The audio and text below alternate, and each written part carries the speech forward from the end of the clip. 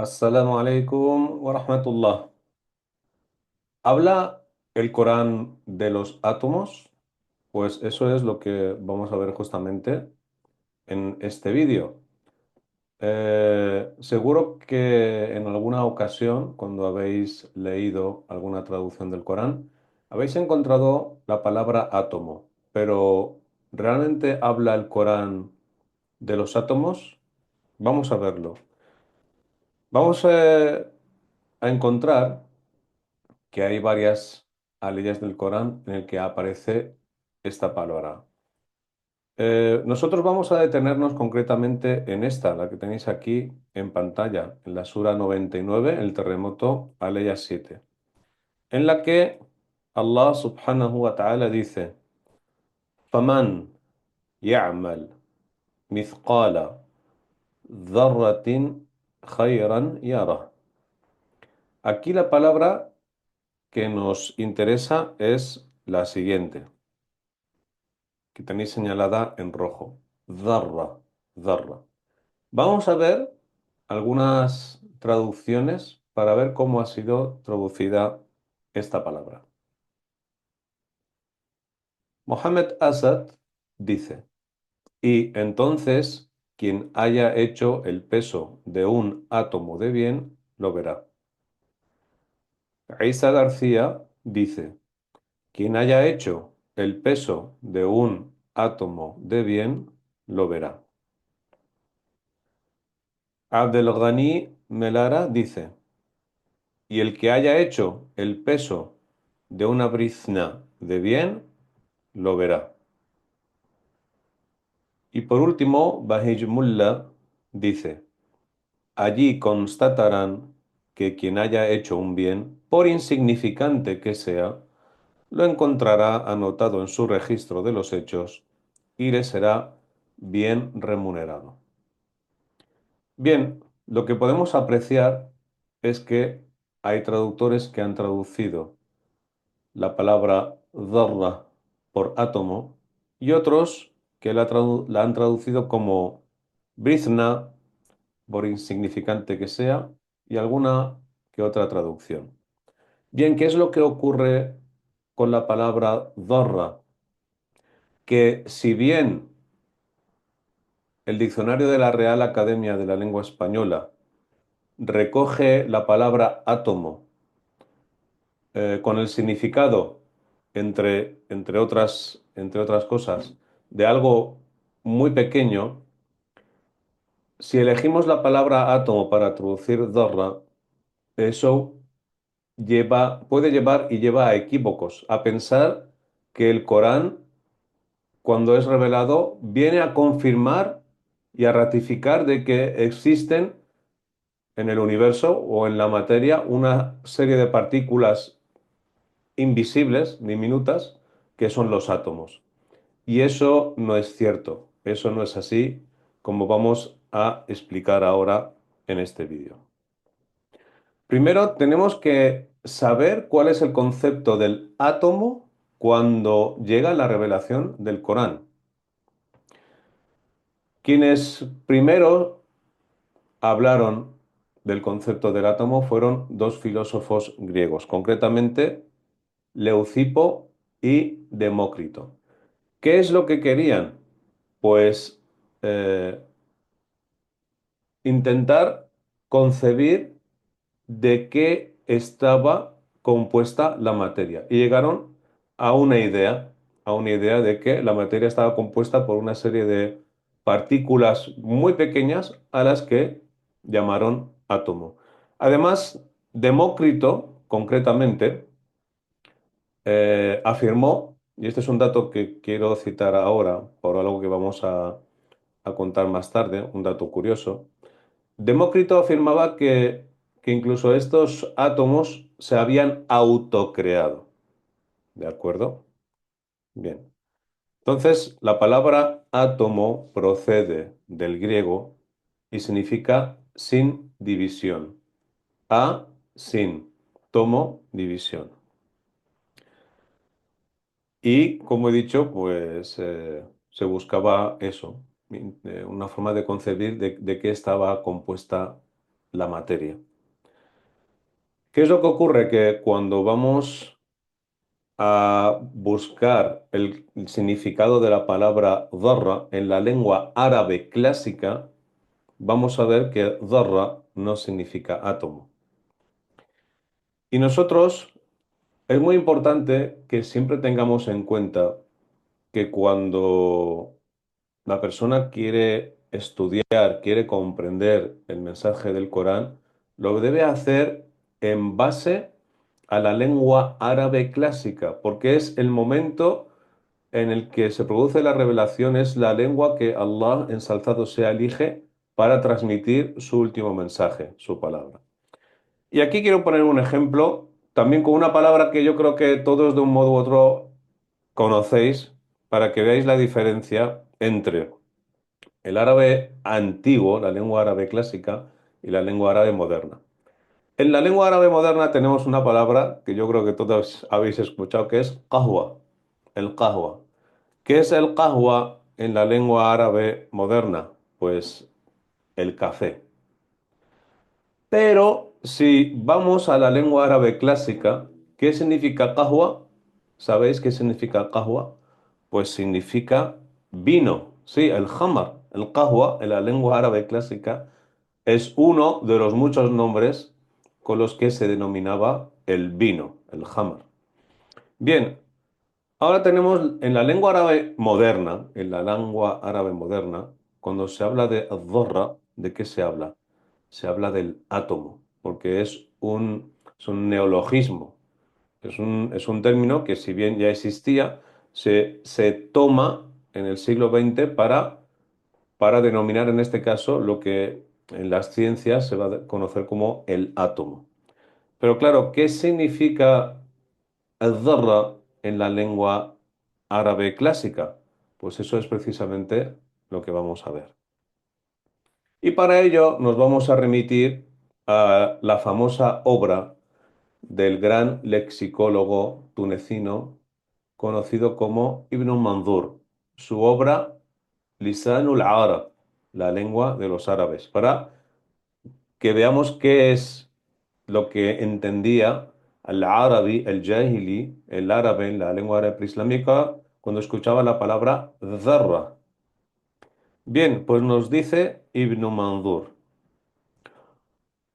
والذر صغار النمل وواحدته ذرة. ¿Qué significa esto? Adhar son las hormigas cuando son crías pequeñas, ¿vale? Las hormigas ponen huevos, esos huevos se llaman larvas y cuando nacen, a eso en la lengua árabe clásica, al-fusha, le llaman dharra. Dhar es el conjunto de hormigas pequeñas. Y cuando se habla de una, se dice dharra, wa wahidatuhu dharratun, una. Y sigue diciendo, ويراد بها ما يرى في شعاع الشمس الداخل في النافذة. ¿Qué significa? También se utiliza la palabra dharra cuando se habla de lo que se ve a través de los rayos del sol cuando atraviesan una ventana. Es decir, el-dharra es la mota de polvo.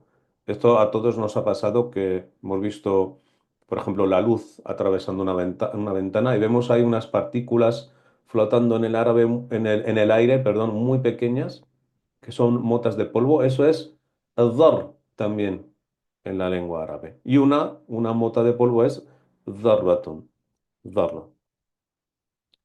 Bien. Entonces, ¿cuál es la diferencia sustancial y fundamental desde la semántica entre la palabra átomo y dharra? Pues cuando hemos estado hablando del átomo, realmente estamos hablando, porque así lo concebieron los filósofos griegos, de una idea porque en principio, cuando ellos incluso concibieron esta idea, el átomo era algo que no veían. El átomo, pero intentaban concebir de qué estaba compuesta la materia y dijeron, pues seguramente hay una partícula indivisible a la que vamos a llamar átomo. Pero es una idea, no. Luego se va a demostrar con el tiempo que sí, existen partículas pequeñas de las que está compuesta la materia. Pero al principio, cuando llega el mensaje del Islam, es una idea, algo que no existe. Es un concepto, el átomo. ¿Y qué es el-dharra? El-dharra es aquello, cuando vemos los significados que tiene el-dharra en la lengua árabe clásica, nos damos cuenta de que con la palabra dharra se quiere denominar a aquello más pequeño que se puede ver a simple vista. Y en aquel contexto árabe, lo más pequeño que podían ver a simple vista, pues era bien esa cría de hormiga pequeñita o una mota de polvo. Entonces, claro, el matiz semántico es importante, porque estamos hablando primero, el dharra, de algo que se ve, que es lo más pequeño que el ser humano puede ver a simple vista, y el átomo, que es un concepto, es una idea, ¿vale? Que no tiene que ver nada en este caso. Y vamos a hablar de una personalidad islámica que creo que muchos de vosotros no conoceréis y que se llama Abul Hudayl al-Allaf, un sabio y filósofo musulmán de las primeras generaciones del Islam, que nació en Basora en el 753 después de Cristo y murió en Bagdad a mitad del siglo IX. Pues este hombre, Abul Hudayl al-Allaf, ¿qué es lo que tiene de particular? Fijaos, que además es una cosa que desconocemos prácticamente. Es un filósofo que también habló del átomo, pero Abul Hudayl, que realizó algunas teorías sobre el átomo también, cuando hablaba del átomo, de ese concepto, utilizó la palabra dharratun, dharra. No, no utilizó la palabra dharra. Utilizó una expresión que es la siguiente. الجزء الذي لا يتجزأ. الجزء الذي لا يتجزأ. ¿Qué significa? Literalmente significa la parte que no se parte. Es decir, podemos traducirlo como el elemento indivisible. Cuando él hablaba de ese concepto del átomo, del que hablaron los griegos, utilizaba la expresión el juz'u alladhi la yatajazza'u, el elemento indivisible. No utilizaba la palabra dharra, ¿vale? Y este es otro punto a tener en cuenta de que si realmente el Corán hubiese hablado de los átomos y hubiese venido a confirmar ese concepto, Abul Hudayl hubiese utilizado la palabra dharra, porque viene en el mismo Corán, pero no, utiliza esta expresión, el juz'u alladhi la yatajazza'u, el elemento indivisible.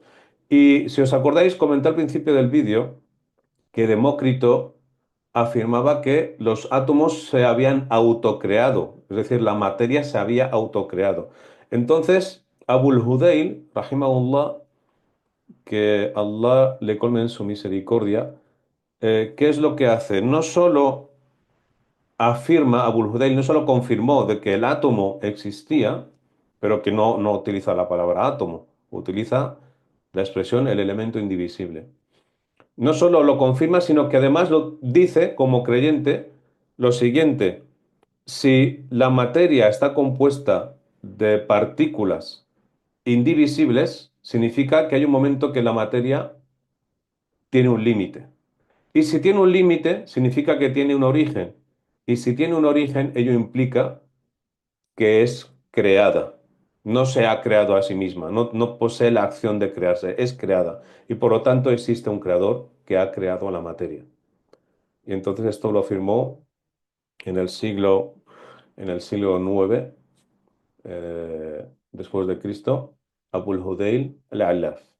Bien, entonces, ¿cómo traduzco yo personalmente la ley que hemos visto al principio y que es esta, la que está en el Sura Az-Zalzala, el terremoto, aleya número 7? Faman ya'mal mithqala dharratin khayran yarah. Yo la traduzco de la forma siguiente. Por ello, quien realice cualquier obra de bien, aunque sea del peso de una mota de polvo, lo verá en su registro. Bien, entonces la conclusión de este vídeo que yo he querido transmitiros es que el Corán realmente no habló de los átomos, ni vino a confirmar de que los átomos existen. Porque desgraciadamente, y esto lo he visto en algunos vídeos que existen por internet, en árabe incluso, de sabios hablando de que el Corán, una parte del el i'jaz el-ilmi fil Corán, de ese fenómeno milagroso del Corán, es que el Corán ya habla de los átomos y utilizan esta ley. Y eso no es cierto. Eso no es correcto. Pues Barakallahu fikum, espero que este vídeo haya sido de provecho y nos vemos en una próxima entrega. Assalamu alaikum wa rahmatullah wa barakatuh.